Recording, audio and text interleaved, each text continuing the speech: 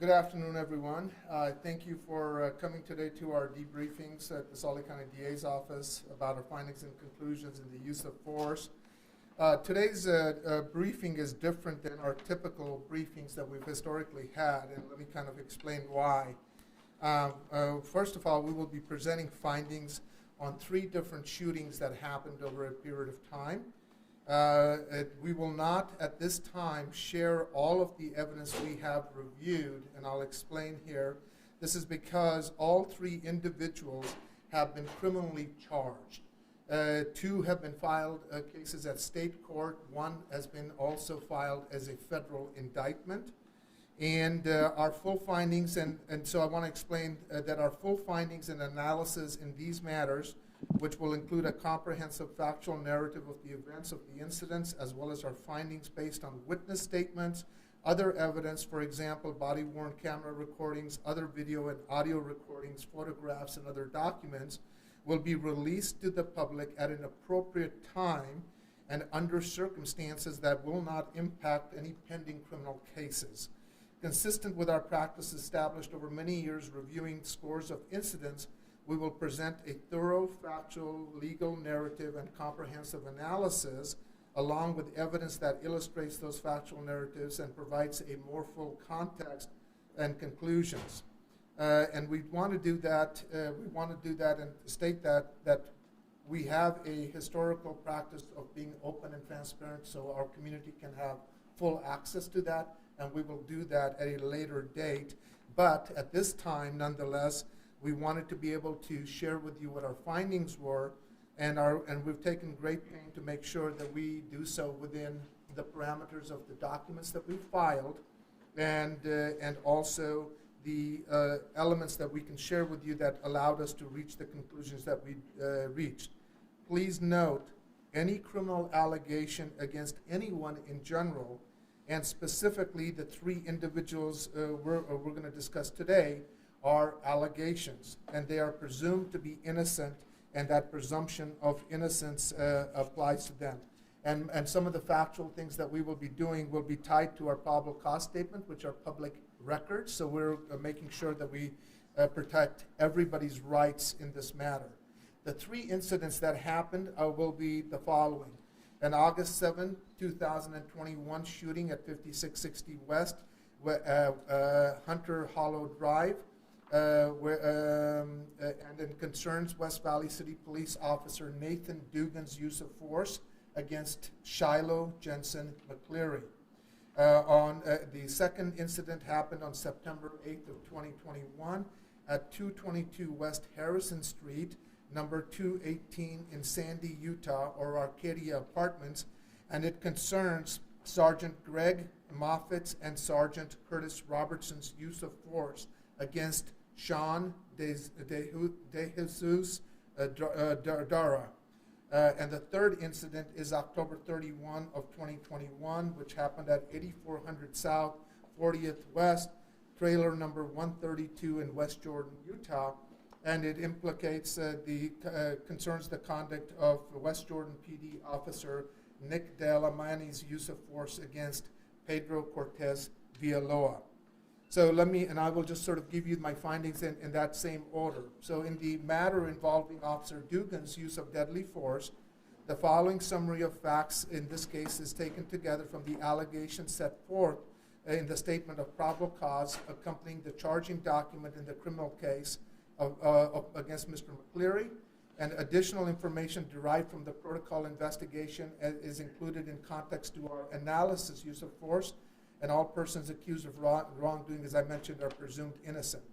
On evening of August 7, 2021, West Valley City police officers responded to a residence in West Valley City to a reported suicide threat involving a loaded .40 caliber Smith & Wesson handgun.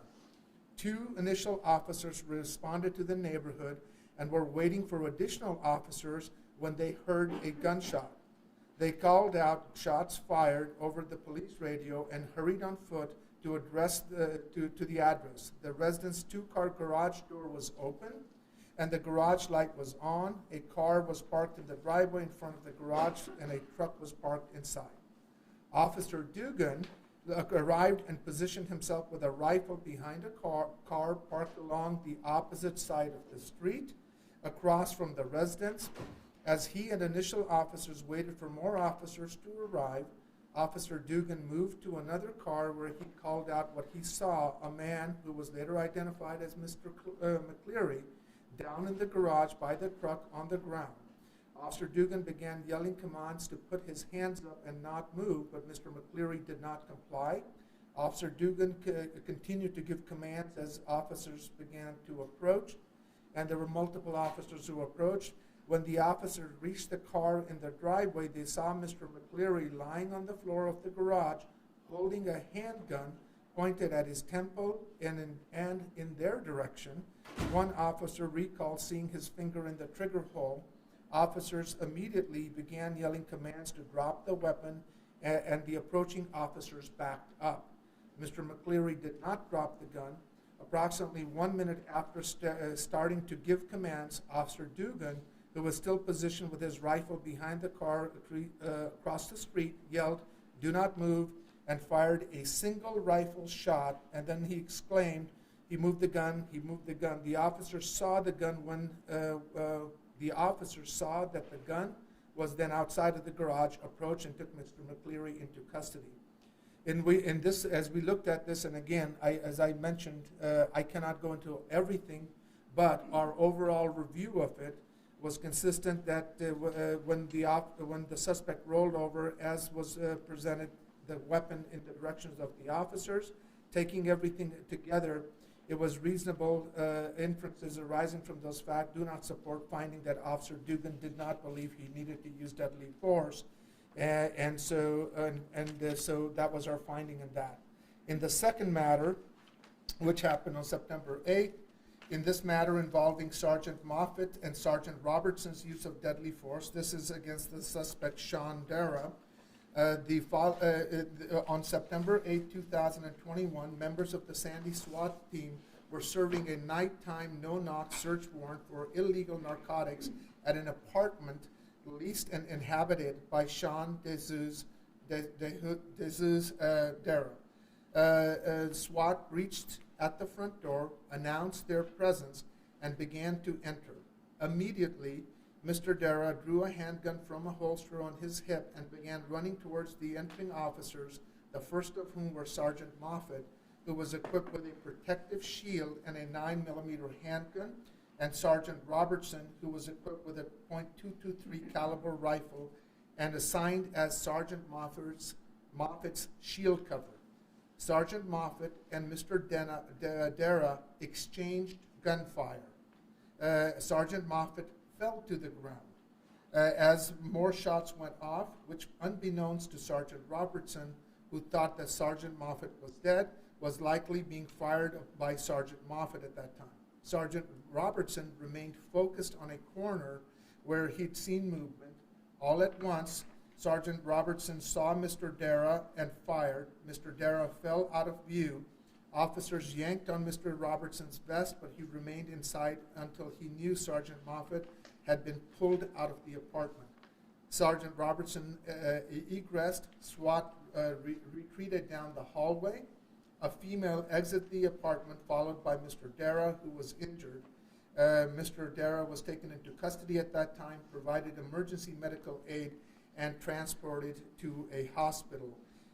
Just as a side note, the sergeant was also injured in that gun exchange, as well as Mr. Dara, who was injured in that gun exchange. Again, looking at the evidence that we had, which we will again fully present when the case is resolved, we believe that the totalities of the facts in this matter taken together do not support a finding that Sergeant Moffitt and Sergeant Robertson did not believe that they needed to use deadly force, or that if they did believe they needed to use deadly force, that belief was unreasonable. In the third matter, which happened on October 31st of 2021, involving a suspect Pedro Cortez Villalobos. In this matter, on October 31st, this includes the use of force by Sergeant De Leami. On October 31st, 2021, West Jordan Police Department officers responded to a residence in Salt Lake County on a possible domestic violence incident. A woman we referred to as JF stated to protocol investigators that she lives at the residence with Mr. Cortez Villalobos. JF observed Mr. Cortez Villalobos pass by her bedroom, then heard what sounded like a gun being cocked. JF stated she sent a text to her mother and left the residence. JF said that when they were leaving, Mr. Cortez Villalobos exited the residence, and JF heard the sound of the gun being cocked again.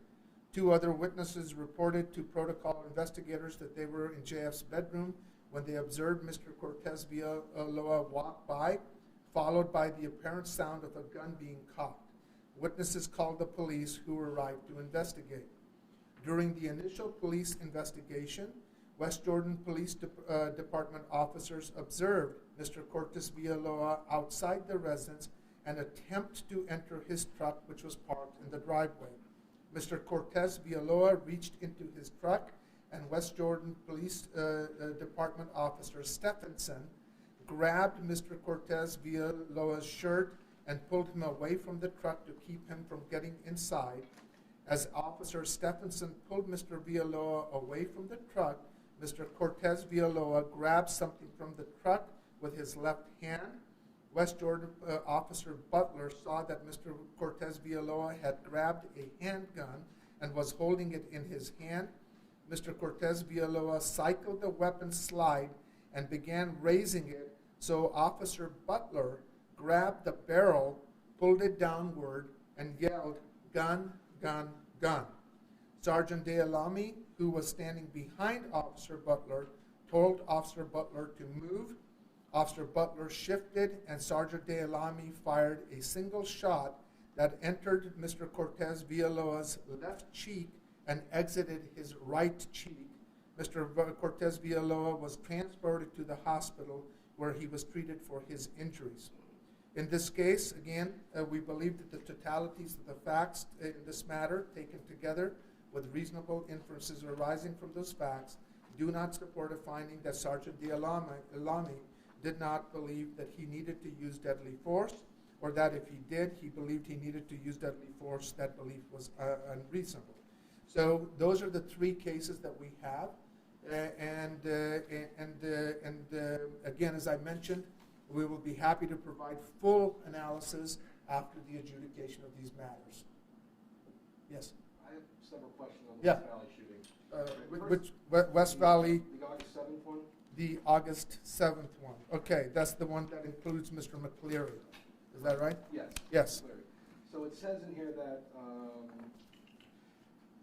he was pointing a gun both at his temple and at officers, or in the direction of officers. Was he moving the gun back and forth, or how did that work?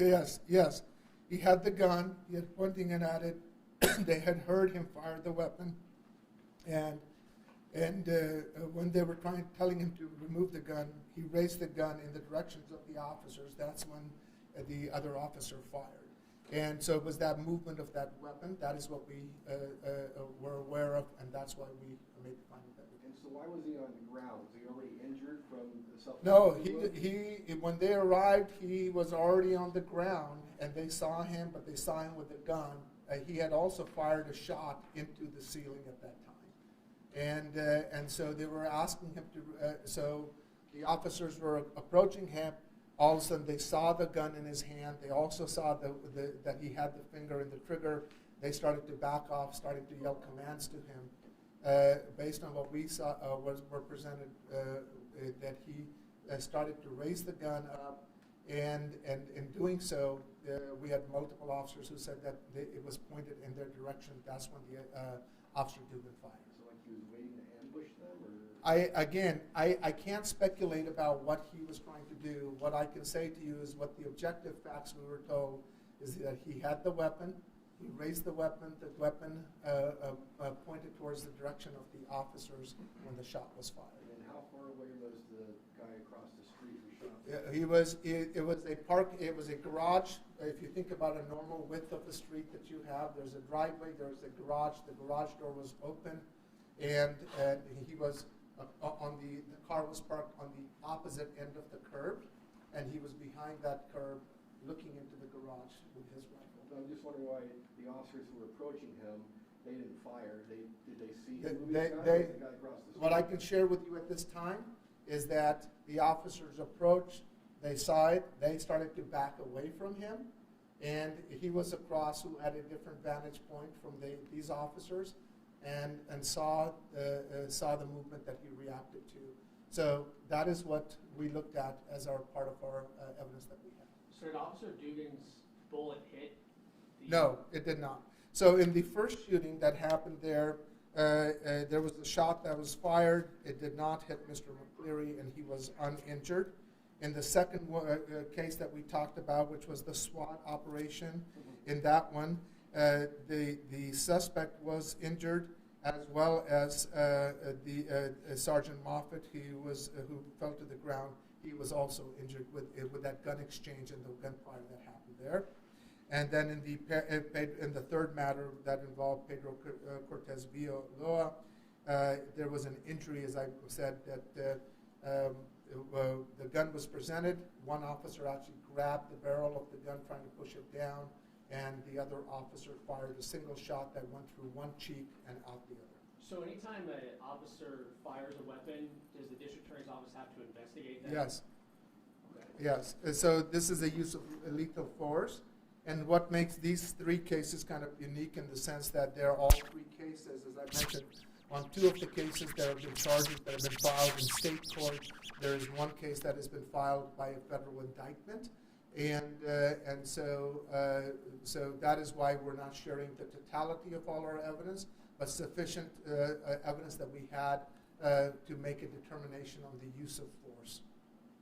And all three of them, just to reiterate, you're saying that they would be presumed to be found not guilty in court of this review? Well, yes. What we're saying is that under our state statute, as it's currently written, that there are circumstances in which you get to use lethal force that is lawful, as the legislature has said, and if it fits within that one of those prongs, then it is an affirmative defense to any kind of subsequent prosecution.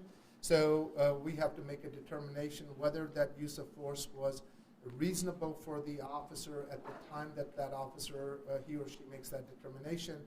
And our conclusions are that on these three matters, that would hold true, and we would not be able to subsequently prosecute them and meet our burden of proof.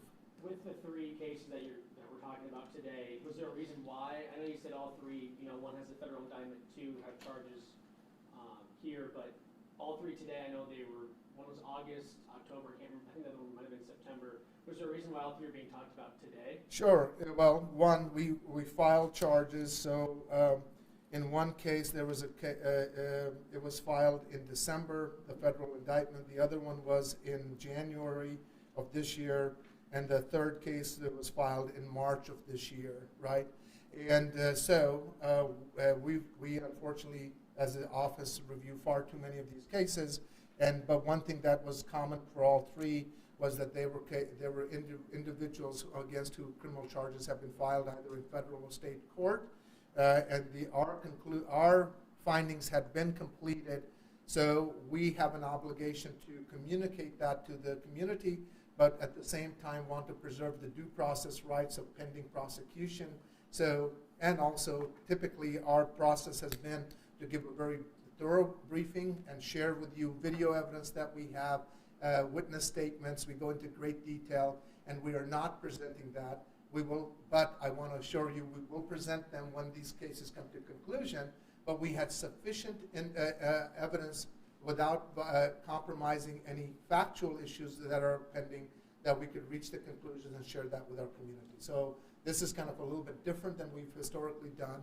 And so that's why we wanted to take a moment to explain what we were doing to our community, and also to reassure them that we are committed to our transparency that we've done, and all of that will be fully presented at the conclusion of those cases when they do get there. And then let me again reiterate, these are allegations against these individuals. They have a presumption of innocence that applies here, and that would be true also in our federal case as well. Two more things for you that I want to ask. First of all, when a community member does ask why especially today, we're not, usually we see the body cam Yeah. and you walk us through it. They'll ask, why is this taking so long? What's your answer to that, the process that you go through? The- In criminal and charges too, Well, again, we file cases as they're presented. Sometimes there's follow-ups to be done. There's always a process and a delay that takes there. The second thing as to not sharing videos, which I've always said, we've been very transparent, both in the way that we write our reports and the detail that we go in sharing that with our community, because we believe our community has a right to know that whenever there is use of lethal force that occurs.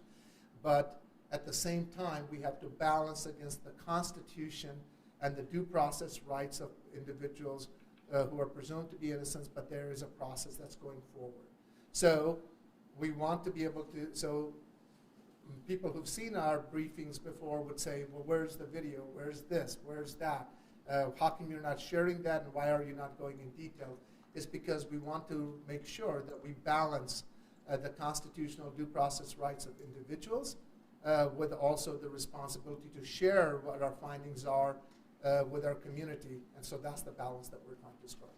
And then usually when we have these, these press conferences, more often than not, usually someone has, been shot dead at these situations when you're showing it. And, this time we have, like you said, 3 people are going through the court system. Yeah.